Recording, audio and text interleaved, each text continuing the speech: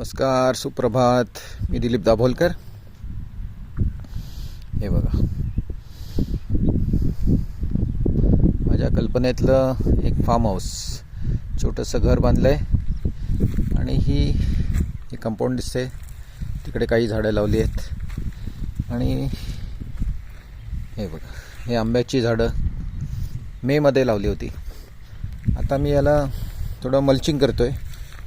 इरिगेशनचे line टाकलेली आहे, spray mulching करतो आहे. बघा, इकडचंच गवत कापलं आहे आणि ते झाडाच्या खाली हे बघा, म्हणजे बाष्पीभवन होणार नाही आणि ओलावा राहील टिकून आणि वीड्स पण वाढणार नाहीत. म्हणजे जे गवत वगैरे वाढतं ते पण वाढणार नाही. आणि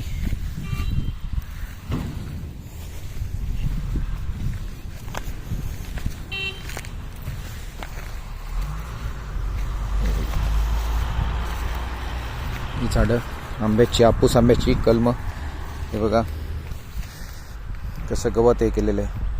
म्हणजे बाष्पीभवन होऊन पाणी उडून जाणार नाही, ते तिथंच राहील. आणि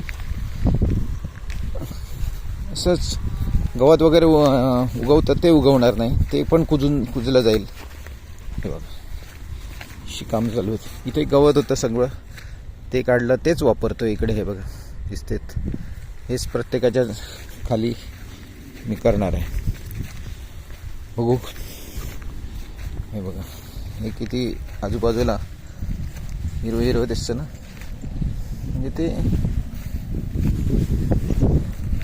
वाढणार नाही. हे बघा, हे आता मी गवत इथे टाकतो.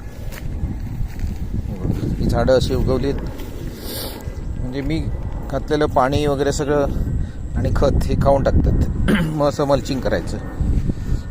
हे बघा, ते पण कुजून जाणार, काढायची पण गरज लागणार नाही. धन्यवाद.